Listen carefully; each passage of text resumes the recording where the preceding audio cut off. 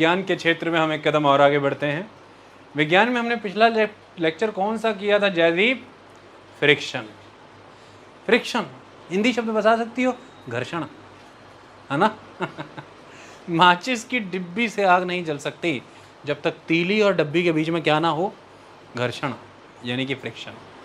Carrom की गीटियाँ सटासट नहीं चल सकती अगर उन पर पाउडर गिरा करके हम क्या ना घटा दें? फ्रिक्शन।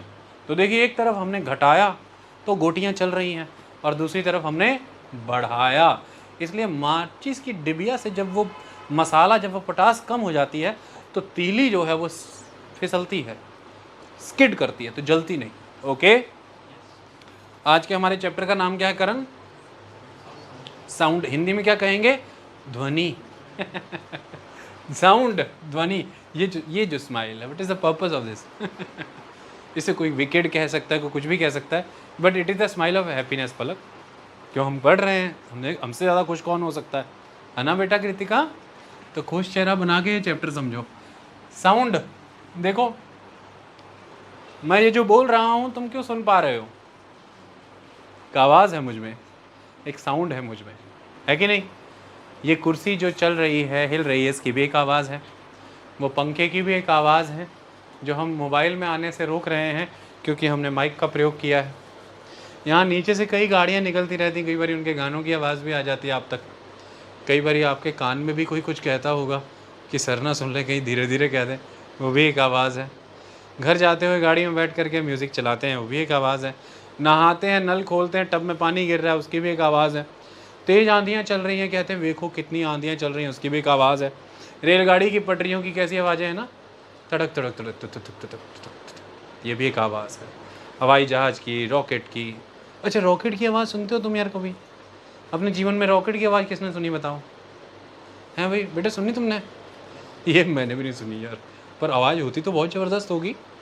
जहाँ से लॉन्च होती होगी वहाँ तो बड़ी आवाज़ करती होगी, तो उसकी भी खुद की एक आवाज़ है। Supersonic, ultrasound. अच्छा, एक अल्ट्रासाउंड भी होता है, आवाज़ उसकी भी होती है, लेकिन हमें नहीं सुनती। तो ये बहुत सी आवाज़ें हैं, चारों तरफ आपके आसपास घूमती रहती हैं। इन आवाज़ों को आप सुनते रहते हो, इनके माध्यम से आपका जीवन चलता है। आवाज़ एक आधार बनती है ज्ञान का। लंबे समय तक, हज़ारों वर्षों तक वेदों का अध्ययन करते करते शिक्षक जो हैं वो अपने शिष्यों में उनका ज्ञान स्थानांतरित करते थे, यानी कि उन्हें कहते थे कि मेरे पीछे दोहराओ, वेदों को दोहराते रहो, ओरली बोलते रहो, बोलते रहो, बोलते रहो। तो ओरल मैनर में ही 1000 वर्ष तक वेद सहेज के रखे समाज ने, इसलिए वेदों को श्रुतियाँ भी कहा गया है। वेदों को श्रुतियाँ भी कहा गया है। बोलते हैं ना आप उसे, एक राइम है ना वो, इसलिए बोलने की वजह से राइम इंड्यूस हो गया। तो राइम होता है ना, जिंगल जिंगल ऐसे करके चीज़ें, उसे ही राइम कह देते हैं। ओके, तो साउंड बड़ी बात है। ज्ञान का आधार हो, पहचान हो, आइडेंटिफिकेशन हो, संबंध हो, कम्युनिकेशन हो, ये तो साउंड के ही ऊपर बेस्ड है। हम बात करते हैं, आपस में हम संवाद करते हैं, ये ध्वनि के आधार पर ही है। और एक समय में हम कहते थे कि शब्द भेदी बाण चलाया करते थे पृथ्वीराज चौहान। सोचिए कितनी बड़ी शक्ति थी उनमें, यानी कि आँखों पे पट्टी बांध करके ध्वनि सुन करके, ध्वनि भेदन आता था उन्हें, ध्वनि के आधार पर बाण छोड़ दिया करते थे। ऐसी विद्याएं पुराने ज़माने में दी जाती थी योद्धाओं को, क्योंकि कोई भी उनकी आँखों में मिट्टी झोंक देगा ना, कहते ना मेरी आँखों में धूल झोंक के सब कुछ ले गया। बाद में ये इतना होने लगा था एक समय में कि इसके ऊपर मुहावरे ही बन गए, मुहावरे नहीं, मुहावरे बन गए। कहते हैं आँखों में धूल झोंक दी उसने, मेरे 20,000 रुपये लूट लिए, है कि नहीं? यानी कि मुझे अंधा बना दिया, समझने की शक्ति ख़त्म कर दी। तो ध्वनि बहुत महत्वपूर्ण है। तो इसकी कोई प्रक्रियाएं होंगी, ये जन्म लेती है किसी आधार पर, ये मुझसे आप तक पहुंचती है, उसका कोई आधार होगा, कहाँ नहीं पहुंचती इसका भी कोई कारण होगा। ये सारी प्रक्रियाओं को हमें आज के चैप्टर में समझना है। नेचुरली ये 8th क्लास NCERT साइंस की किताब का 13वां चैप्टर है, 13th चैप्टर है साउंड। तो हम उसी मर्यादा में इसको पढ़ेंगे, उससे आगे नहीं जाएंगे, उससे आगे की क्लासेस में जाएंगे। तो पहला ही टॉपिक है, question is sound is produced by a vibrating body, so the concept is the vibration. तो जयदीप अब बस मुझे सपोर्ट करते जाना आप, और हम उसके बाद सब सीख लेंगे। तो वाइब्रेशन,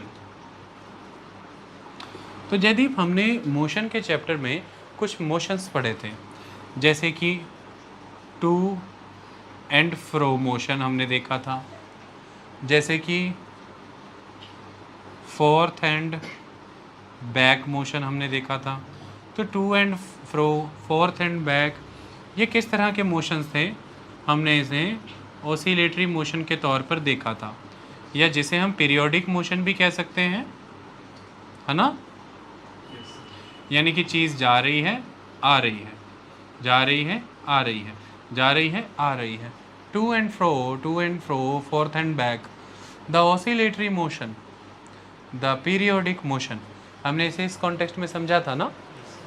तो अब यहाँ पर ये कहा जा रहा है कि ये जो टू एंड फ्रो मोशन है, ये जो फोर्थ एंड बैक मोशन है, this motion is particularly vibration. जैसे सपोज कीजिए कि ये एक स्ट्रिंग है और ये स्ट्रिंग जो है आप टन करके बजाते हैं तो ये इधर भी जाएगी और इधर भी आएगी, आएगी जाएगी। तो this is particularly vibration, this is particularly vibration. तो वो ये कह रहे हैं कि sound is produced by a vibrating body. तो जो भी बॉडी वाइब्रेट करेगी वो साउंड को प्रोड्यूस करेगी, जो भी बॉडी वाइब्रेट करेगी वो साउंड को प्रोड्यूस करेगी। उदाहरण के तौर पर कई प्रक्रियाएं आप अपने घर पर जा कर के करना, जैसे सपोज़ कीजिए कि आप अपने घर में किचन में चले गए और किचन में जा कर के मान लीजिए आपने चाय बनाने वाला पैन ले लिया, डन। तो उसको उसके हैंडल से पकड़ के चम्मच मारना, टन, आवाज़ आएगी टन। शायद आपको दिखे ना, लेकिन आपको अपने हाथ में कंपन महसूस होगा कि वो पैन वाइब्रेट कर रहा है, ठीक है। तो वो वाइब्रेट हुआ तो आपको उसकी आवाज़ आई। वाइब्रेशन से ही ध्वनि की उत्पत्ति होती है, ये भी सिद्ध होगा। कैसे?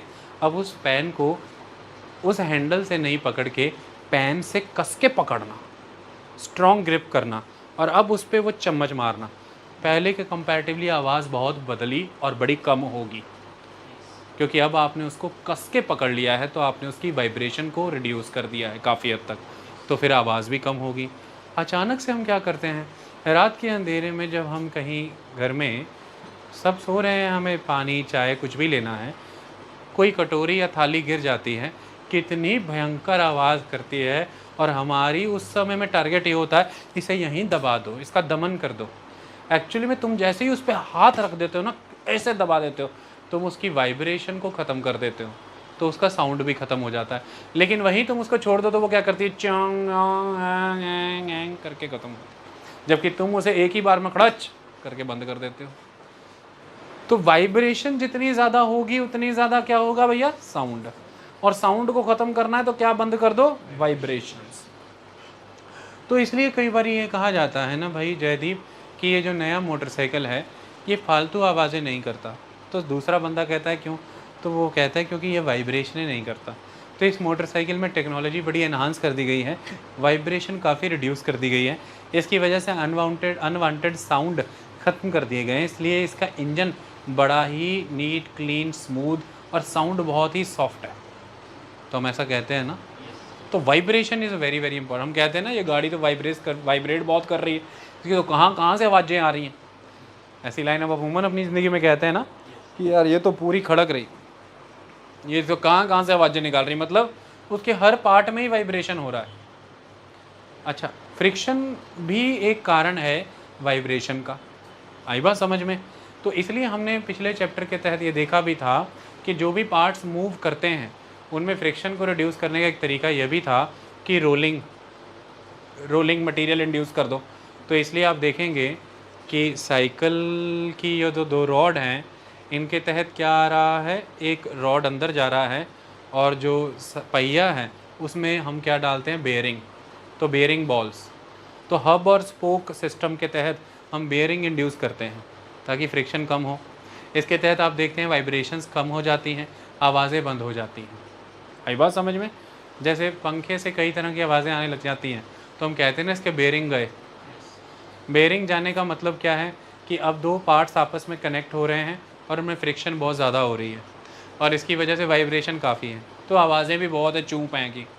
ओके, कहानी समझ में आई? तो वाइब्रेशन एक बहुत इंपॉर्टेंट एस्पेक्ट है। अब यहाँ पे ज़रूरी ये है, हम वाइब्रेशन करें तो करें कैसे? वाइब्रेशन इंड्यूस करने कोई तो तरीका होना चाहिए ना जयदीप। तो हमने वाइब्रेशन करने के लिए कुछ मटेरियल ढूंढ लिए, जैसे हमने मेम्ब्रेन बना ली, जैसे हमने स्ट्रिंग्स बना ली। स्ट्रिंग्स धागे की हों, रबर की हों, मेटल की हों, मेम्ब्रेन कपड़े की हों, प्लास्टिक की हों, कई अदर फाइबर आप यूज़ कर लें, या फिर चमड़ा हो। पहले ज़मानों में, आज भी अच्छे म्यूज़िकल इंस्ट्रूमेंट्स में जानवर के चमड़े इस्तेमाल किए जाते थे। हिरन के चमड़े से अच्छी क्वालिटी के तबले बनते हैं, बड़े ज़बरदस्त। आई बात समझ में? तो आप क्या करते हैं फिर? आपका काम क्या है? आपके पास, आपके हाथ में सितार है, संतूर है, गिटार है। आप क्या करते हैं? उंगली से उसकी तारों को बजाते हैं। मतलब आपने क्या किया? तार को आपने उसकी रेस्ट पोजीशन से डिस्टर्ब कर दिया, तो वो क्या करेगी? ऊपर खींच के छोड़े नीचे की ओर कड़ंक, या इधर से छोड़े तो इस तरह से, या इस तरह से। तो टू एंड फ्रो और फोर्थ एंड बैक मूवमेंट उसमें होती रहेगी। इसकी वजह से आपने उस पूरे के पूरे म्यूज़िकल इंस्ट्रूमेंट में क्या इंड्यूस कर दिया? वाइब्रेशन। और जैसे ही उसमें वाइब्रेशन इंड्यूस आपने कर दिया, वो क्या प्रोड्यूस करने लगा? साउंड। इसी तरह से आप तबले का प्रयोग करते हैं, मृदंग का उपयोग करते हैं, ढोल और नगाड़ों का उपयोग करते हैं, तो ढन ढन ढन बजाते हैं ना, या फिर तबला बजाते हैं। तो मेम्ब्रेन यहाँ पर इम्पॉर्टेंट है। एक जगह पर स्ट्रेच्ड स्ट्रिंग और एक जगह पर स्ट्रेच्ड मेम्ब्रेन, आपने इनको जब हिट किया तो अल्टीमेटली इनमें मोशन इंड्यूस हुआ, और वो ऑसिलेटरी मोशन हुआ या पीरियोडिक मोशन इंड्यूस हुआ, जिसने उस पूरे के पूरे म्यूज़िकल इंस्ट्रूमेंट में वाइब्रेशन इंड्यूस कर दी, और इसलिए अब वो इंस्ट्रूमेंट साउंड प्रोड्यूस कर रहा है। यहाँ पर हमारी एक बहुत बड़ी गलतफहमी ये हो जाती है कि हम सितार, संतूर, गिटार, किसी भी चीज़ में, या एक तारा है या फिर सारंगी है, किसी में भी हम केवल उस तार, उस स्ट्रिंग में ही वाइब्रेशन इंड्यूस करके उसी का साउंड ले रहे हैं। साउंड सिर्फ तार का नहीं होता, वो तार आपने एक माध्यम के रूप में इस्तेमाल की है, उसके वाया आपको वाइब्रेशन पूरे इक्विपमेंट में इंड्यूस करानी है। इसके तहत आपने उसमें इंड्यूस करा दी वाइब्रेशन, और साउंड उस पूरे इक्विपमेंट का आ रहा है, सिर्फ उस वॉल्यूम, उस तार का नहीं, सिर्फ उस स्ट्रेच्ड मेम्ब्रेन का नहीं। इसी कारण से जब आप सामान खरीदने जाते हैं, दुकानों में म्यूज़िकल इंस्ट्रूमेंट खरीदने जाते हैं, तो गिटार में वो पूछते हैं आपसे कि भाई प्लास्टिक का, फाइबर का, या हाई क्वालिटी वुड का। तो वुड की क्वालिटीज़ बदलती जाती हैं, तो गिटार की क्वालिटी बदलती जाती है। तो ऐसा क्यों हुआ? स्ट्रिंग तो वही थी, फिर वुड की क्वालिटी इतनी मैटर क्यों करती है? क्योंकि स्ट्रिंग से आपने वाइब्रेशन इंड्यूस की, और वाइब्रेशन पूरे इक्विपमेंट में हुई, और साउंड वहाँ से आया। ऐसे में उस इक्विपमेंट के मटेरियल पे ये बहुत हद तक निर्भर करता है कि साउंड की क्वालिटी क्या होगी, साउंड की क्वालिटी क्या होगी। इसलिए अच्छी ग्रेड का चमड़ा या अच्छी ग्रेड का कपड़ा, और वो तबले का मटेरियल क्या है, वो हाई ग्रेड की वुड है या हाई लो ग्रेड का कोई प्लास्टिक या फाइबर मटेरियल है, उसी हिसाब से उसकी वो तबले की जो क्वालिटी है वो निश्चित हो जाती है। क्योंकि वाइब्रेशन तो इसलिए लो क्वालिटी का सितार और संतूर, और बहुत ही हाई ग्रेड का तो ये कुछ हज़ारों में और लाखों में भी मिलेंगे। कारण क्या है? वो क्वालिटी बदल रही है मटेरियल की। क्योंकि आप जिस भी किसी मेम्ब्रेन या जिस भी किसी स्ट्रिंग से उसमें वाइब्रेशन इंड्यूस कर रहे हैं, बदले में वो कैसा साउंड प्रोड्यूस करेगा, ये डिपेंड करेगा उस मटेरियल की फॉर्मेशन पर। और फॉर्मेशन डिपेंड कर रही है कि आप उसे किस स्टेट में प्रकृति से डिराइव कर रहे हैं, वो कितनी हाई क्वालिटी मटेरियल है या कितनी लो क्वालिटी मटेरियल है। आई बात समझ में? इसलिए गिटार कई हज़ारों और लाखों के भी आते हैं, इसलिए गिटार आपको 800-900 में भी बाज़ार में मिल जाता है। लेकिन फिर वहाँ से आप चाहें कि वो फिर आवाज़ें आएँ टिंग टिंग टिंग टिंग टिंग टिंग टिंग, तो वो जो क्वालिटी ऑफ साउंड अचीव करना है वो डिपेंड करता है मटेरियल ऑफ द इक्विपमेंट पे भी, बजाने वाले पे भी निर्भर करता है, वाइब्रेशन कैसी इंड्यूस कर रहे हो इस पर भी निर्भर करता है। मैं समझाने का तात्पर्य यह था कि साउंड केवल वाइब्रेशन की जो स्ट्रिंग है और वाइब्रेशन वाली जो मेम्ब्रेन है उसका नहीं है, साउंड फुल इक्विपमेंट का है। क्योंकि हमने उस वाइब्रेटिंग स्ट्रिंग और मेम्ब्रेन के माध्यम से वाइब्रेशन इंड्यूस करानी थी, और वो हमने इंड्यूस करवा दी।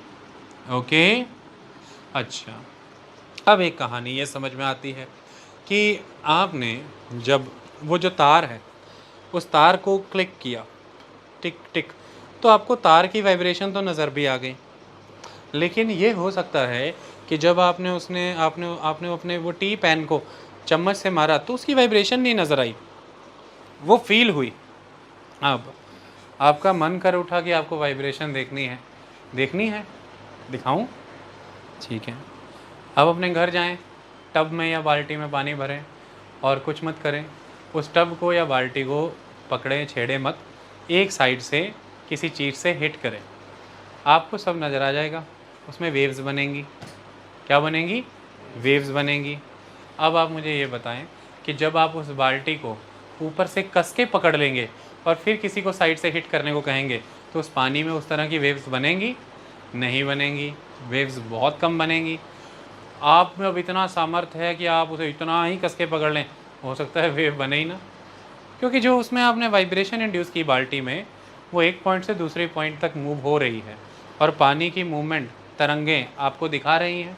आपने जैसे ही पानी की बाल्टी को कस के पकड़ा तो वैसे ही वो मूवमेंट रुक गई, वो वाइब्रेशंस वहाँ पर कम हो गई।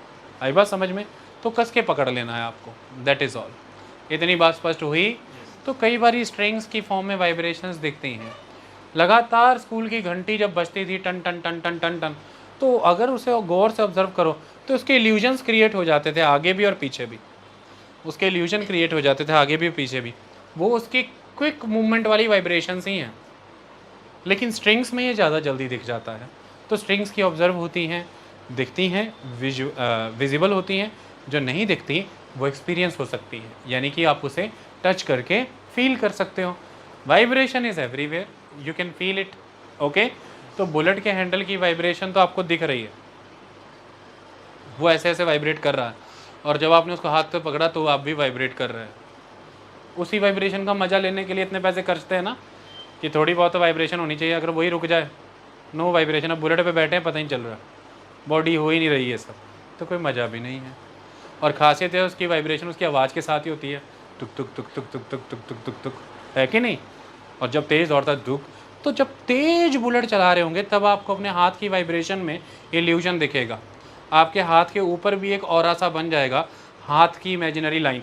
तो पूरी तेज़ चलाते हुए बेटा आगे ज़्यादा ध्यान रखना, खाली सड़क पे करना, ये दिशा निर्देश है, एक्सपर्ट्स कर सकते हैं, आपके लिए नहीं।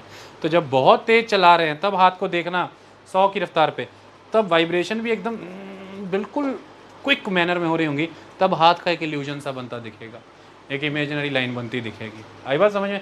अदरवाइज जब स्टैटिक हैं तब तो दिख ही रही है। हर वाइब्रेशन इतनी तेज़ नहीं होती है, नॉर्मल भी होती है। आई बात समझ में? तो दैट इज़ द कंसेप्ट। तो कुल मिलाकर के वाइब्रेशंस से ही साउंड है, स्ट्रिंग्स और मेम्ब्रेन्स के वाया वाइब्रेशन इंड्यूस की जाती है। वाइब्रेशन सिर्फ उस मेम्ब्रेन और स्ट्रिंग के साउंड को ही नहीं प्रोड्यूस करती, वाइब्रेशन एक माध्यम है जो पूरे इक्विपमेंट से साउंड प्रोड्यूस करती है। इक्विपमेंट की क्वालिटी मैटर करती है साउंड के मायने में, और वाइब्रेशन देखी भी जा सकती है, और जो ना देखी जाए तो महसूस भी की जा सकती है, लेकिन वाइब्रेशन एक प्री कंडीशन है साउंड के लिए। ओके, तो ये कंसेप्ट। जब किसी ज़माने में बिग बैंग हुआ था ना, किसी समय में, वो छोटे से मास में, छोटे से गोले में, उस बिंदु में, उस पॉइंट में सारा ब्रह्मांड समाया हुआ था। इतना ब्रह्मांड था, इतनी गतिविधि थी, तो वाइब्रेशन होकर के फटा तो एक साउंड हुआ, जैसे हम कॉस्मिक साउंड कहते हैं। आई बात समझ में? तो ऐसे हिल रहा था, पड़क, जैसे अंडा हिलता है, एकदम से उसमें से चूचा निकलता, कड़क। पता नहीं ये साउंड आपने सुना कि नहीं सुना, मैंने भी टीवी में सुना है, लाइव तो मैंने भी नहीं देखा, लेकिन ऐसा होता होगा, क्योंकि अंडा हिलता पहले दिखाते हैं ना, काफ़ी कुछ होने वाला है ऐसा करके। ओके, आगे बढ़ें। इतना कंसेप्ट समझ में आया? अब बुक में कुछ चीज़ें बताई हैं, कहते हैं आप अपने भी म्यूज़िकल इंस्ट्रूमेंट बना सकते हो। जैसे उसमें बताया कि नारियल का एक खोपा लेकर के, उसके ऊपर पेपर चढ़ा करके, उसके ऊपर एक स्ट्रिंग बांध के, एक बैम्बू स्टिक लेकर के उसको बजाया करो। इसे एक तारा कहते हैं, एक तारा बना लेना घर जाकर। और दूसरा उसे कह रहे हैं कि उसे कुल्हड़ भी ले सकते हो नारियल के खोपे की जगह। और दूसरा कह रहे हैं कि पानी के गिलास ले लो और थोड़ा थोड़ा पानी बढ़ाते जाओ हर गिलास में, और फिर उसे चम्मच से ऐसे बजाओ, टिंग टंग टंग टंग टंग। तो वो कह रहे हैं ये जल तरंग बन गई आपकी। तो जल तरंगे हैं, और इस तरह से एक तारे हैं, ये सब बना, एक्सपेरिमेंट्स हैं, बच्चों की तरह करते रहना घर में, इससे ज्ञान आपका बढ़ता है। Sound produced by humans. अब जब मैं तब से बोल रहा हूँ तो एक साउंड तो मैं भी प्रोड्यूस कर रहा हूँ, तो इसका मतलब कुछ जुगाड़ मेरी बॉडी में भी सेट होगा। क्या क्या होना ज़रूरी है मेरे बच्चे जयदीप? एक तो जयदीप ये ज़रूरी है कि कुछ वाइब्रेशन हो, और वाइब्रेशन हो तो इसके लिए जयदीप ये ज़रूरी है या तो मेम्ब्रेन हो या स्ट्रिंग्स हो। अच्छा, आप कहते होंगे सब सिर्फ मेम्ब्रेन और स्ट्रिंग से ही होता है, ऐसा भी नहीं है, बहुत सी और चीज़ें हैं। जैसे कि तो जैसे हमने देखा होगा अनुरीत, मटके से म्यूजिक बजाना होता है ना, तो इस तरह से बहुत से इक्विपमेंट्स हैं। जैसे मंजीरा टिंग टिंग टिंग टिंग टिंग टिंग टिंग टिंग बजाते हैं ना, तो मंजीरा बजाते हैं। मटके से म्यूजिक बजता है, जैसे कि घटम, उसे हम क्या कहते हैं, घटम। जैसे कि करतल्स, या जैसे कि वो हम बजाते हैं ना चंग चंग चंग, पंगड़े में वो बजती है ना कैंचियां, वो सारे इक्विपमेंट्स बजते हैं।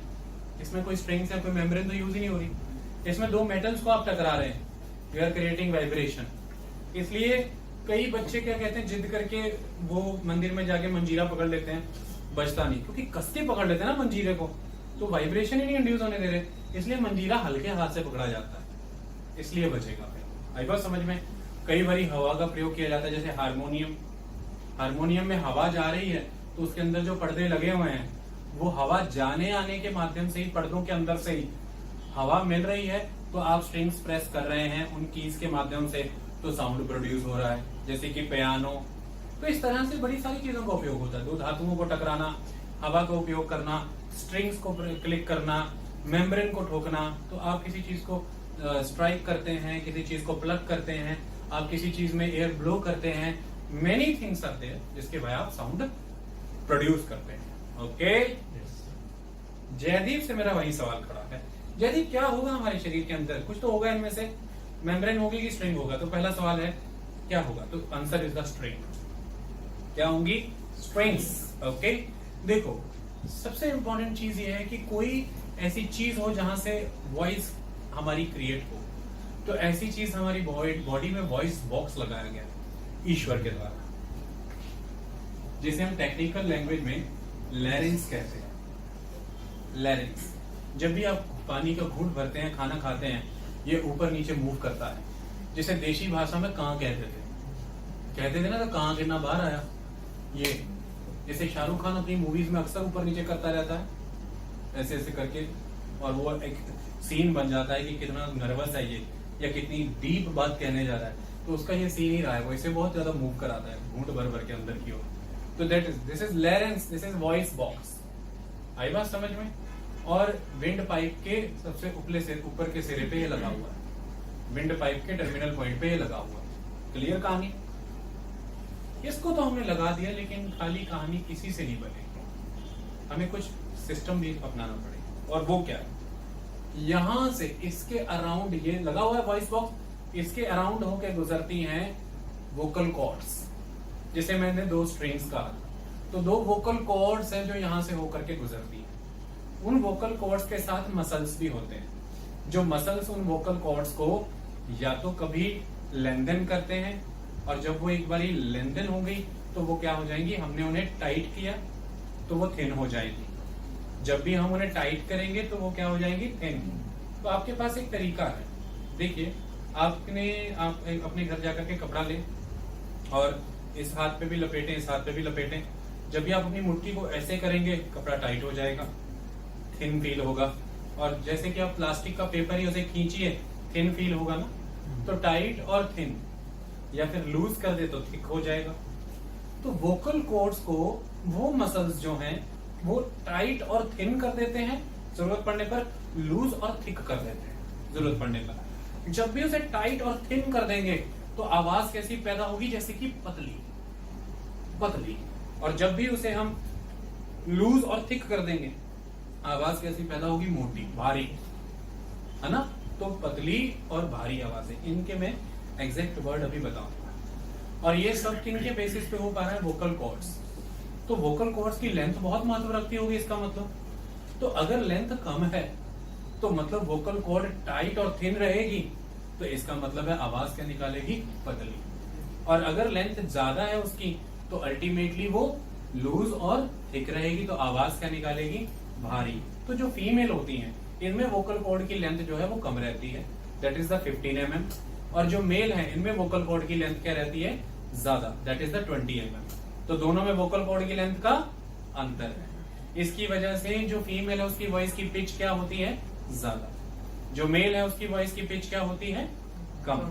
तो फीमेल की पिच ज्यादा होती है, लेकिन फीमेल की वॉइस की लाउडनेस जो है वो कम रहती है। मेल की वॉइस की लाउडनेस जो है वो ज्यादा रहती है, क्योंकि मेल की वॉइस का एम्पलीट्यूड ज्यादा होता है फीमेल की वॉइस से। इसलिए बिल्ली की आवाज देख है ना, लेकिन शेर की दहाड़